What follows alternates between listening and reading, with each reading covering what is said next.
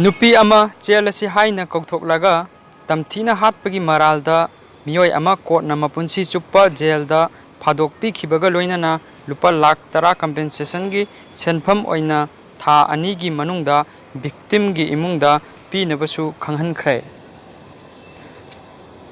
District and session जज Thoubal नंगसी मपुंसी चुप्पा जेलदा लैनबा vial अदु कक्सिंग वांगमा निंगथौ परेंगदगी मयांग लंबम राधा मोहन कौबा अमगी सही निफु माथोइरोम सुरबा मचानुपा खेलेंद्रो अमुजाव कौबा मियोय अमदा पीखिबनी।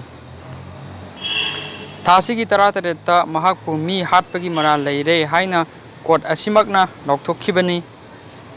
निंगसिंगबा याबदी कैसाम प्रेमिला कौबी नुपी अमा चेलसी हाइना हाइजिनदुना 2012 की मार्च 15 मयुमदगी कौथोखरबा मतुंग थीबा खंगदना लेरकलगा सही अदुमकी एप्रिल 10 मसा पुंबा मई थारमलबा प्रेमिलागी हक्चांग महादेव सिंहदा फंखिबनी।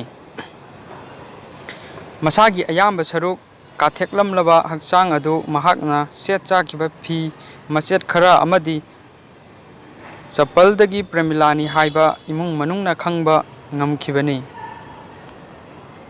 अपोकपना पुलिसता कंप्लेन तौरकपदगी मयांग लंबम खेलेंद्रो 2012 की अप्रैल 13 फाखिबनी। कक्चिंग पुलिस की SDPO ए धनश्यामना IO ओइदुना थिगतलबा मतुंग 2013 की जून 19 दा कोर्टना खेलेंद्रो की मथक्ता चार्जशीट थांगलकपगा लोइनना 2014 दगी ट्रायल चथबा हौरकपनी। ngasi chathagibा सेंटेंस हियरिंग दा मयांग लंबम खेलेंद्रो सजीवा सेंट्रल जेल दगी कोर्ट पुथुरकलगा अमुक पुसिनख्रे।